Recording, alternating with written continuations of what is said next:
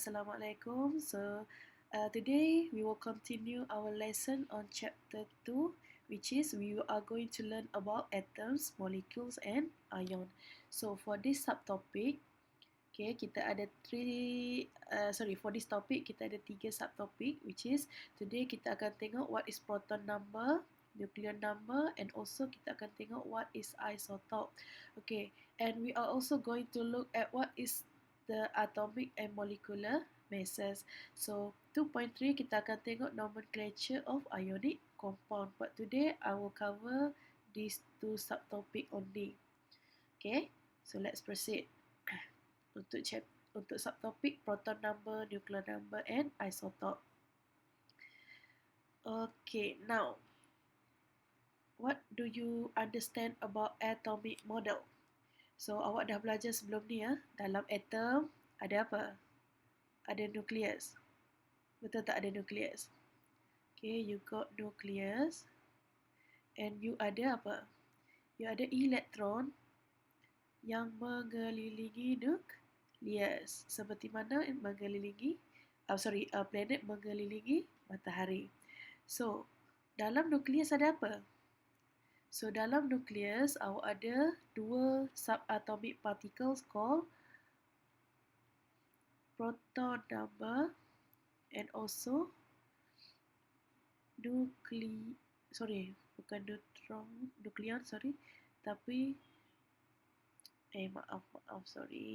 me erase this one.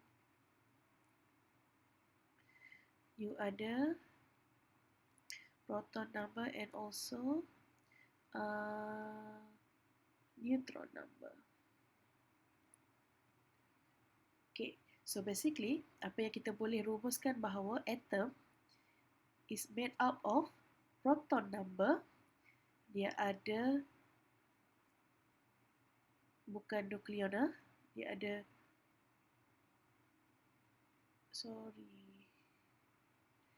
neutron number and also dia ada yang di cancel dia ada elektron. So I repeat, dalam atom ada tiga ni kita panggil dia subatomic particles.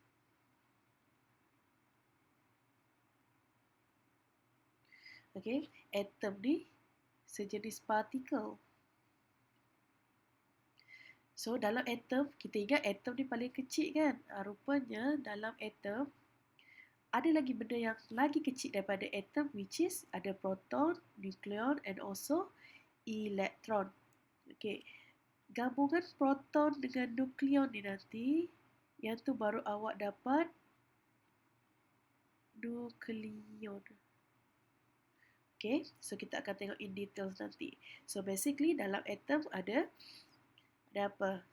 Ada proton, ada neutron, ada elektron. I repeat, ada proton, neutron and elektron. So gabungan proton and neutron akan membentuk nukleon. This one. Dan gabungan proton and neutron number akan membentuk erase lagi.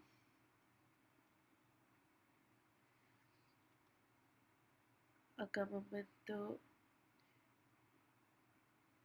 nukleon number.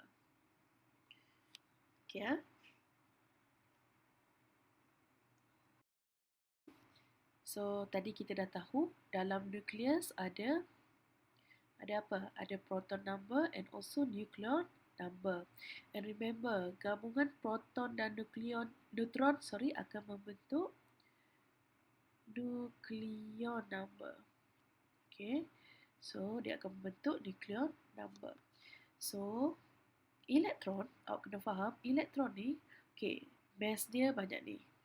Maksudnya sangat-sangat kecil dan charge dia adalah bercharge negatif. So kita buat andaian di sini bahawa elektron bercharge negatif. Manakala proton P, ingat P berat dia tengok sangat ringan, negatif 24, dan dia punya proton ni charge dia adalah positive charge. So ingat P P is for positive. Okay. Manakala neutron charge dia adalah 0. So, kita boleh buat andaian dekat sini bahawa neutron adalah neutral. Bercharge neutral. Neutron neutral. Okay, so next. Sebenarnya, what is proton number? So, proton number adalah number of proton in the nucleus of an atom. Selain itu, dia juga dikenali sebagai atomic number. Okay, simbol untuk proton adalah Z. Always remember that. Okay, so I repeat. Proton number adalah number of proton yang berada dalam nukleus yang berada dalam atom. So, apa maksud ayat ni? Kita tahu dalam atom ada nukleus. Dan nukleus ni berada dalam atom. Betul tak? So, proton number adalah berapa banyak proton number yang berada dalam nukleus. Okay, for example, hydrogen, proton number dia adalah 1. Manakala helium proton number dia adalah 2. So, how do I know this number? So, you kena refer to table of relative atomic mass. Okay, this one I dah bagi dekat Telegram. Okay, so you have to photostat this table. So, table ni bestnya dia akan bagi untuk awak semua dalam exam. So, no need to hafal proton number, nuclear number and everything. Okay, so that's it for proton number. So, kita tengok nuclear number. So, nuclear number, the symbol is A besar. So, nuclear number adalah total number of proton and neutron in the nucleus of the atom. I repeat, total number of proton and neutron in nucleus of the atom. So, juga dikenali sebagai mass number. Tolong hafal this one sebab last year keluar. Dia tanya, dia tanya, nuclear number is also known as this one, mass number. So, this one kena highlight lah. Sekejap kita highlight sini. Bisa highlight kan. So, nuclear number juga dikenali sebagai mass number. Okay, now. Sorry.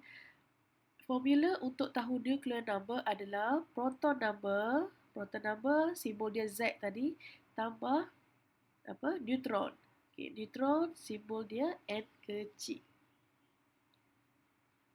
Okay, itu je formula dia.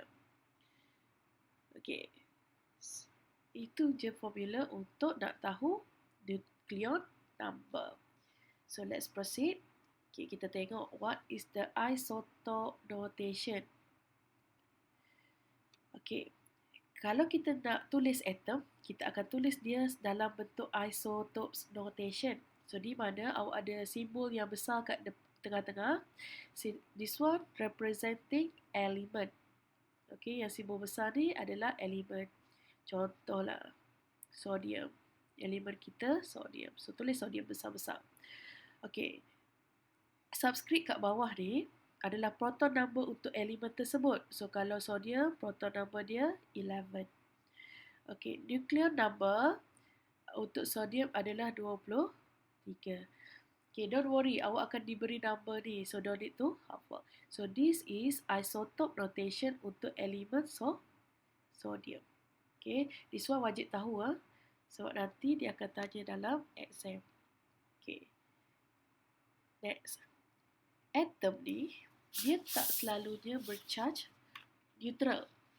Sometimes dia ada positive or negatively charged. So, kalau atom tu ada positive charge, so kita akan panggil dia sebagai cation. Di mana number of electron dia less than number of proton. So, kita akan panggil dia sebagai cation. So, kalau dia ada negative charge, so kita akan panggil dia sebagai anion. So, macam mana kita nak tahu dia anion ataupun tidak? Awak tengok elektron, kalau dia lebih banyak berbanding proton number, so kita panggil dia anion. So, kalau atom tu tak ada charge, so no charge. So, maksudnya atom tu adalah neutral. So ini bermaksud number of proton bersamaan dengan number of elektron. Okey. Kenapa kita compare elektron dengan proton? Contohlah, kalau elektron ni 11, proton pun 11, proton tadi kita faham dia bercharge negatif. Betul tak? Elektron bercharge negatif. Proton positif, elektron negatif. So, awak imagine negatif 11 tambah negatif 11 tambah positif 11. So, dia akan apa? Dia akan cancel out each other. So, dia akan dapat kosong lah. That is why no charge. Therefore, your atom is neutral. Okay. So far, sini okay. Okay, let's proceed to the next one. Example. Okay, kita tengok example. I give you mercury. Okay, elemen Hg adalah mercury. So, soalan tanya, what is the proton number? Senang je. Tengok dekat bawah ni. So, proton number adalah 80. Okay, neutron. Neutron. Kat sini, ini bukan neutron. Ini adalah nukleon.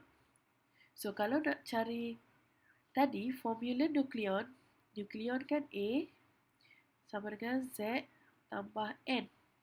So, kalau awak nak neutron, rearrange the formula, A tolak Z. So, A awak berapa? 200 kan? Tolak dengan proton number 80. So, neutron awak adalah 120. Macam tu je. Okay, next. Charge of the ion. Tengok kat atas ni je. Tu positif. Tapi, kalau soalan tanya macam ni, awak kena letak positif 2.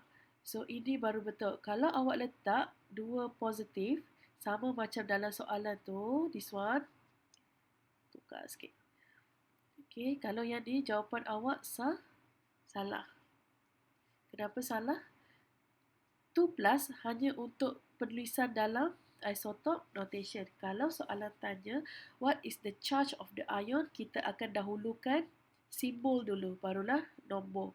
Positif 2, negatif 2, and so on. Okay, now, kita tengok elektron. So, sekarang ni, macam mana kita nak tahu elektron dia? Kita tengok pada proton number.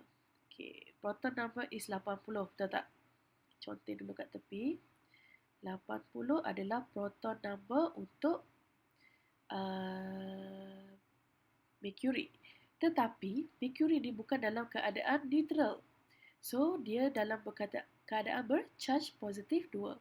Maksudnya, atom tu telah kehilangan 2 elektron. Betul tak? Okay, so awak akan dapat elektron yang tinggal adalah 78.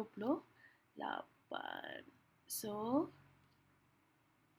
number of elektron awak adalah sebanyak 78.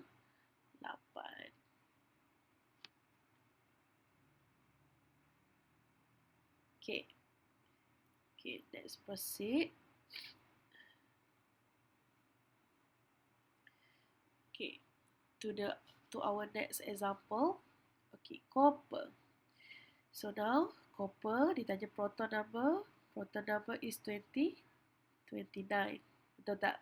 Neutron, macam tadi, formula tadi, 63 tolak 29. You akan dapat 34. Charge of the ion, tengok kat atas, tak ada charge kan? Atas sebelah kanan, tak ada charge. So, charge dia adalah kosong. Number of electron. Kita tahu, kalau neutral, proton number sama dengan elektron. Betul tak? So, proton number tadi 29, makanya elektron pun 29.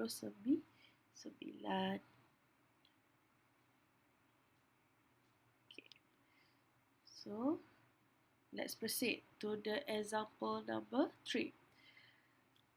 Okay, dia bagi tahu awak, element G has 34 proton, 45 neutron, and 36 electron.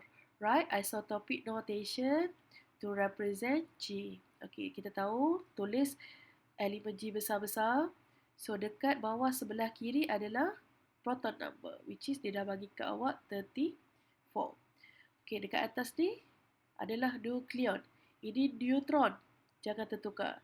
So, nak cari nukleon, formula nukleon, Z tambah N. So, proton awak 34, neutron awak 45. So, calculate, you akan dapat 79. So, here is your 79. So, this is isotopic notation untuk elemen G.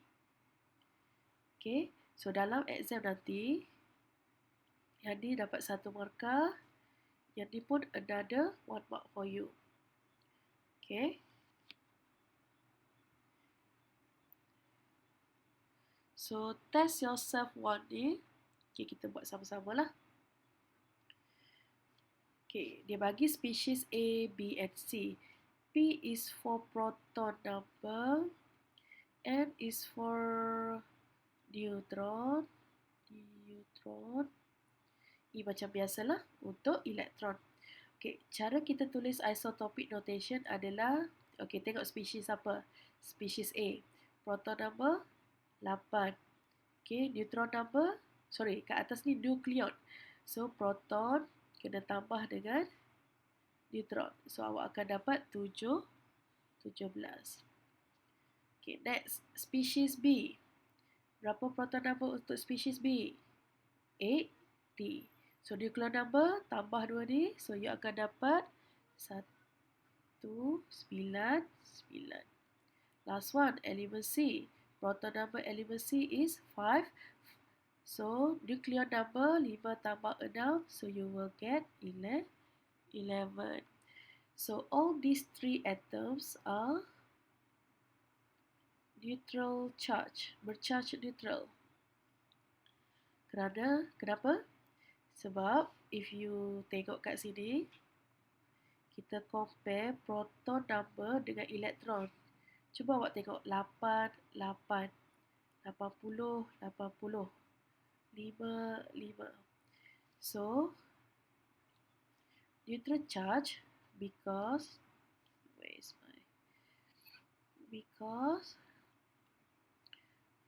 proton number is the same as number of electron. So, this one,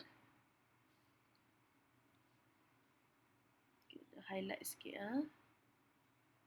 So, this one very, very important.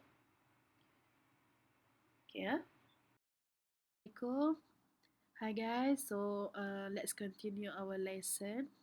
So now we are going to look at the isotopes. So apa itu isotopes?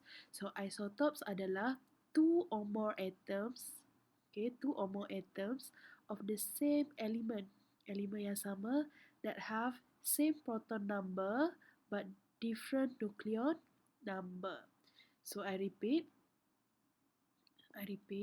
isotope adalah, di keyword dia, two or more atoms of the same elements that have same proton number but different nucleon number. So for example, so this one, definition ni tolonglah hafal.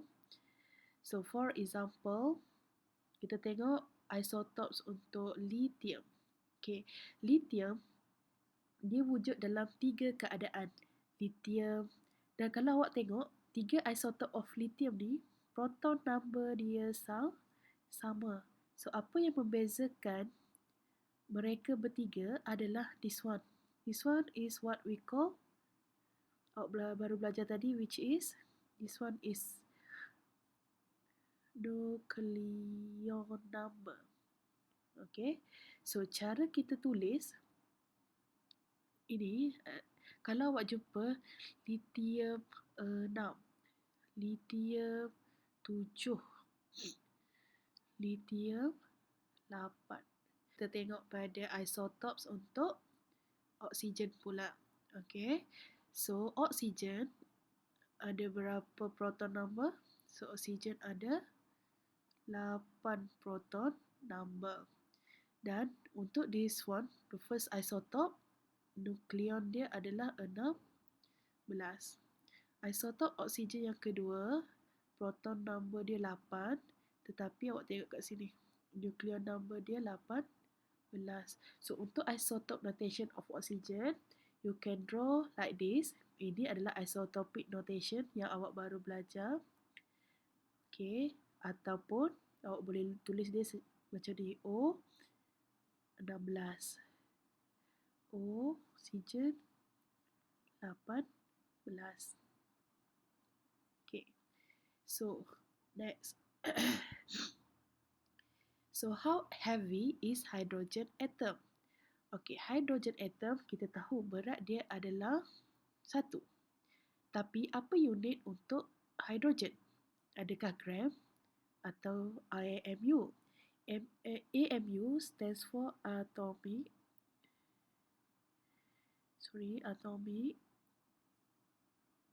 mass unit. So disebabkan hidrogen ni terlalu kecil, kita tak timbang dia dalam unit gram. Unit gram adalah benda yang awak dapat lihat macam awak nak timbang gula, garam and so on. So untuk atoms kita akan gunakan this unit. So atomic mass unit, ataupun kita akan gunakan gram per mole, berat untuk 1 mole of atom. Okay, now so is the mass of atom in AMU? Yes, it is.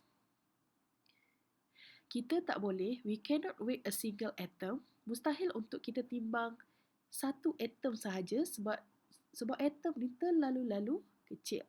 Tetapi we can determine the mass of one atom relative to one another. Maksudnya relative ni bila kita compare. So kita akan compare sesuatu atom tu dengan atom carbon 12. Dan carbon 12 ni berat dia adalah 12 AMU. Sini cancel lah. So kenapa kita akan compare dengan carbon? Sebab carbon adalah carbon is one of the most stable element on earth.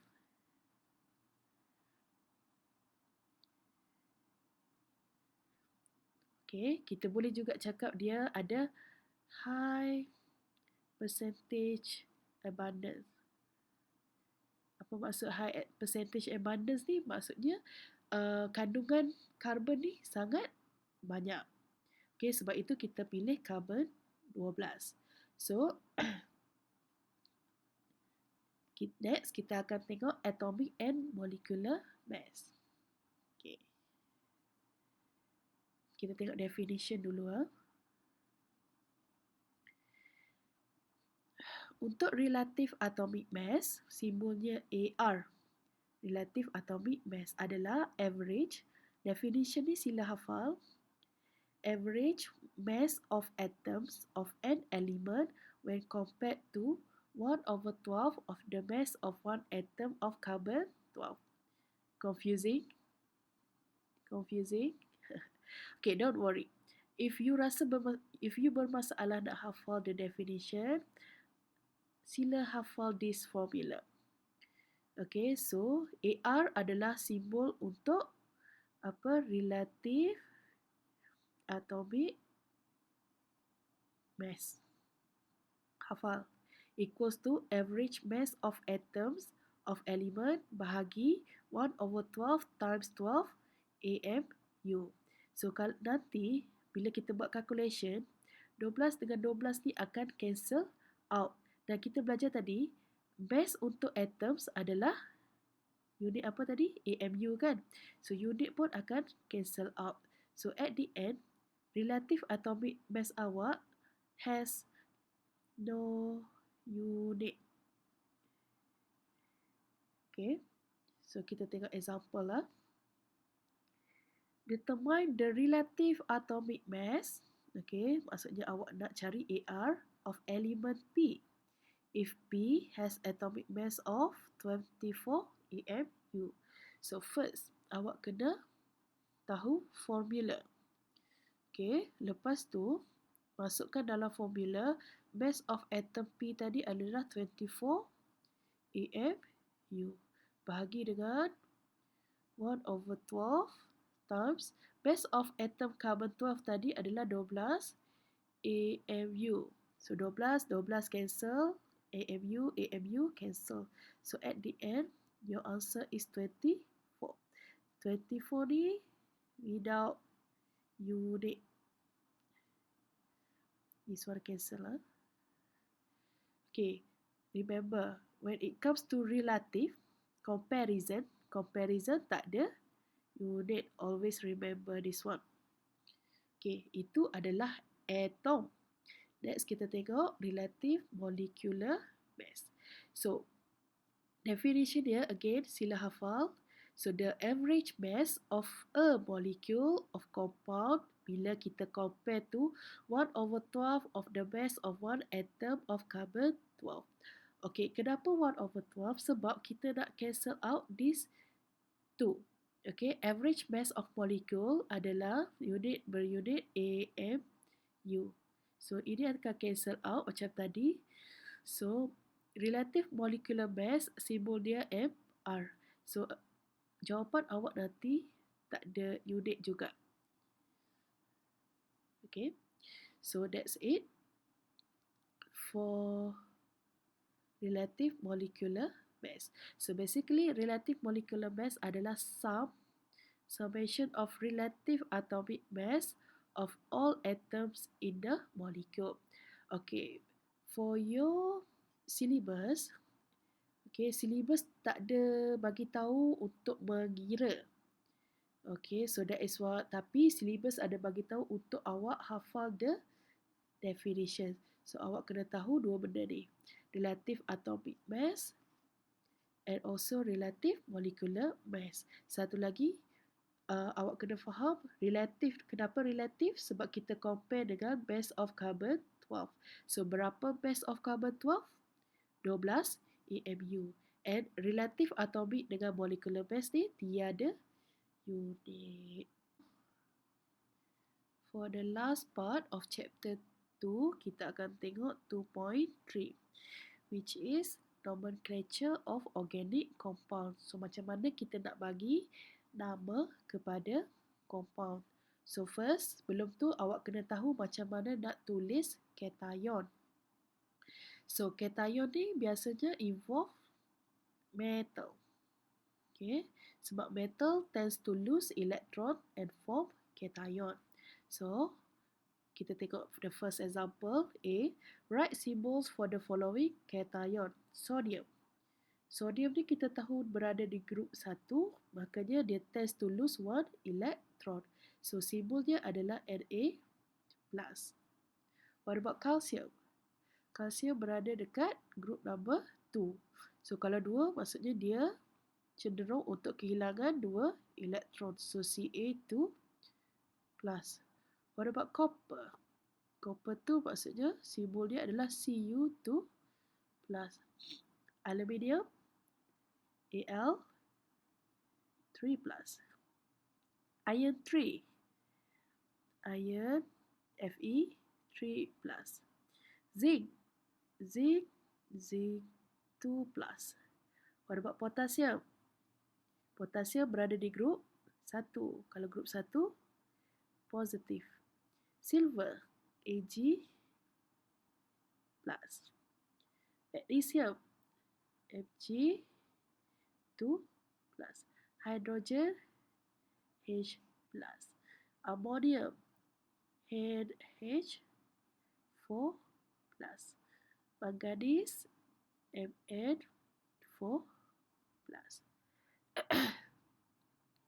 So kebanyakannya adalah metal kecuali these 3. Okay, ini case ganjil. So kita akan tengok di topik yang akan datang. Okay, so basically untuk tahu charge of cation, awak kena tahu dia berada di grup mana.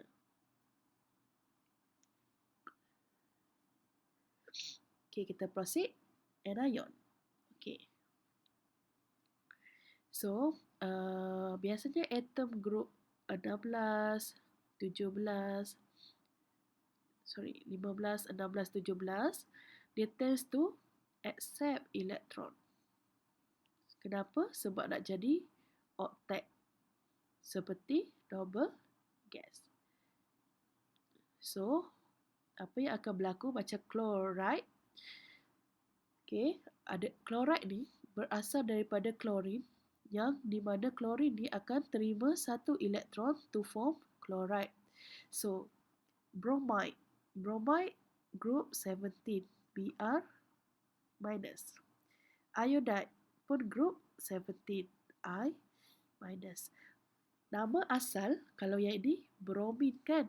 Tapi bila dah lose elektron, dah jadi ion, kita panggil dia bromide.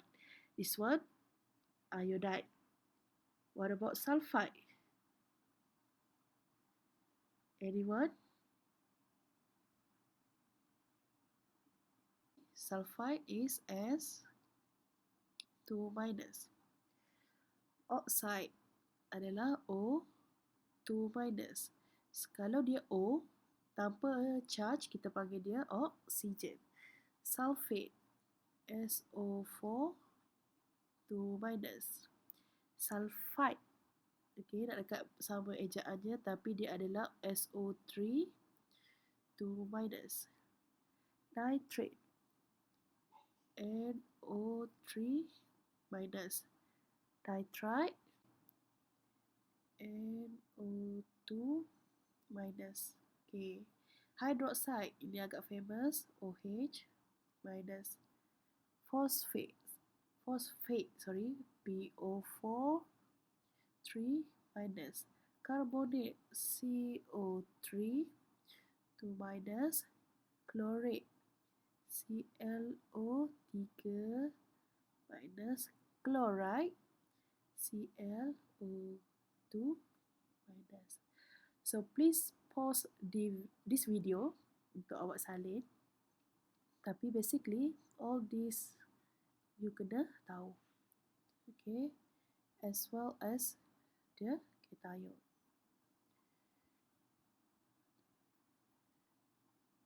Okay, let's proceed. Soalan C. Name the following binary molecular compounds composed of non-metal. Okay, for example, macam mana kita nak bagi nama inorganic compound ni? Kita tengok yang pertama, CO. Kita akan sebut siapa yang ditulis di sebelah kiri dulu. Jadi kan, carbon. So, kita akan sebut carbon monoxide. Okay. Yang nombor 2, carbon dioxide. So, dioxide ni sebab ada 2 oksigen. Okay. Number 3, kita akan sebut phosphorus pentabromide.